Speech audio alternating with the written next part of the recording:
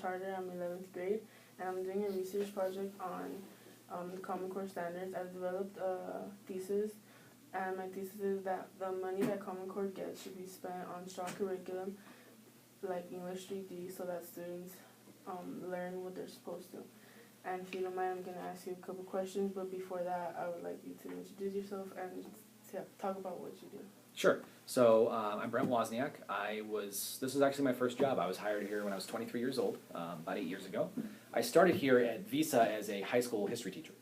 And after a couple years, I moved into the position of curriculum coordinator at the high school, where I worked with Mr. Landro and the staff on developing things like your GPS portfolio, working with teachers on projects and curriculum development, and with our curriculum committee as a school. And my current position is Chief Instructional Officer. So I now work with all of the schools, pre-K through 12, and with our relationships with Mission College and CSUN and some other schools on developing and implementing curriculum across the board for our students. So that's my current role. Okay. So my first question is, why is English 3D the best tool to help ELs with Common Core? So just to clarify what English 3D is, it was developed by a very, very highly qualified individual. Her name is Dr. Kay Kinsella. And what her specialty is working with students that are called our ELL, or English Language Learner students. And the English 3D program is one of many, many, many programs that are on the market or available for schools today that are meant to support English language. What curriculum has Vaughn adopted or purchased to help students with Common Core standards? Okay, so as far as adoptions go, there are some laws in place. The state of California has to approve a certain list of curricular materials or texts that can be adopted by schools. And then they set a timeline and say by 2014-15 or by 2015-16, a school must adopt some of our state-approved materials for mathematics, for English language arts. Last year was our math adoption year. Next year is our English language adoption year. So for grades K through 8, we had to legally adopt a math curriculum that would be aligned to Common Core. The problem that we found was a lot of publishers who make a lot of money off textbooks were trying to sell goods that, quite frankly, they had some Common Core material in them, but they weren't truly making the shift that was needed for our students to get the kind of instruction needed to succeed with Common Core standards.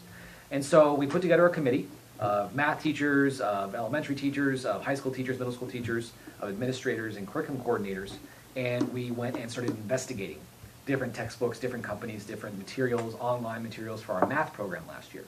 And the high school did the same. So what we did was we adopted the Carnegie Learning Program for the high school, and we adopted, and that was for the middle school as well, I'm sorry. For the elementary school, we adopted the Houghton Mifflin Company's program for mathematics. And basically what ended up happening was both had trainings for different staffs. Both had to go through a adoption phase where we had to go to a board, we had to go to a curriculum committee, we had to approve funding for all those resources. And what those resources included were not only new textbooks, but also new online materials. The biggest shift, though, that I've seen in the stuff that we're adopting, the materials we're adopting, quite frankly, those don't matter half as much as the teachers who are implementing those materials. So when we talk about an adoption, yes, we've spent a lot of money on math materials, but our teachers have had to go through some pretty intense trainings and still continue to go through trainings to learn how to use those materials to teach the skills needed for Common Core. For English Language Arts, we're going to be starting the research process this spring for adoptions next spring along the same lines. We'll have a curriculum committee meeting, we'll have different administrators and teachers from all levels look at different options for what's available for English curriculum. But in your classes here at the high school, I think you'll notice, especially in your English classes, nobody really follows a textbook. I don't think anybody really does that. People go out and find what will work best for my students and still allow them to master these standards, whether or not they're the Common Core or anything else.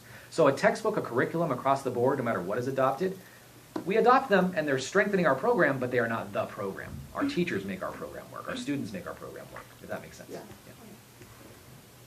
My next question is, how have you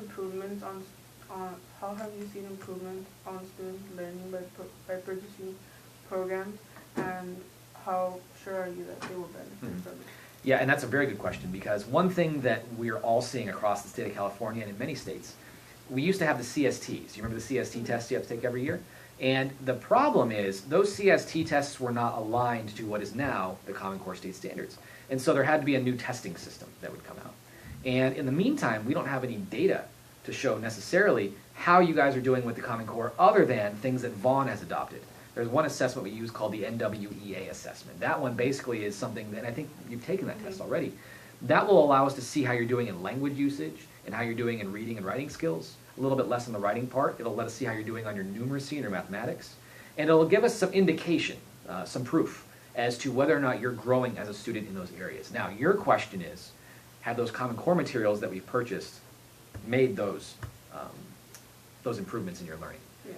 I don't think I can put my thumb on that right now. Because when we're talking about the improvement, again, what I said before was your teachers are the thing that is the key for making student improvement happen. And so when I say it was the Carnegie textbook or the Houghton Mifflin textbook or this ELA adopted material that made you a better student, no. It might help the teacher to get through some certain things to you at a better rate. We have the SRI and SRC program that look at our Lexile levels, right? But that's not the thing that makes you the better reader. It's the thing that lets us see if you're becoming a better reader because of the strategies and the programs that we're developing as teachers with you. So again, whether or not I've seen student improvement based on a program, I think it's too soon to make any conclusions about that, number one. But number two, I would also argue that it's not the curriculum that makes the difference with our kids. So my last question to you is there a curriculum that can solve the kids' troubles? No, they're absolutely not. And it goes back to what I was just saying. No curriculum is going to solve problems. A really effective, strong curriculum is something that a teacher can adapt to the context of their students. So if I have a school in New York, in Manhattan, and I have a certain student population, or if I have a school here in Pacoima with a student population, or if I have a school in Silicon Valley with a certain population, well, I could take the same curriculum or the same textbooks and put them in all three schools and get completely different results. Because there's so many variables. The teachers are different, the students are different, the levels of understanding and the backgrounds of the resources available are different. So curriculum will never be the thing that makes the big difference. The thing that makes the difference is teachers who understand their students, who can relate to their students, and who can use a strong curriculum to make an impact for their students. Does that make sense? Mm-hmm. Okay, so it's never, in my opinion anyway, it is never the curriculum that is the thing that is the solution to anyone's problem. But it can definitely help if it's implemented effectively by good teachers and if it's a strong parent community, a strong student community, a good school culture. Well, thank you for your time.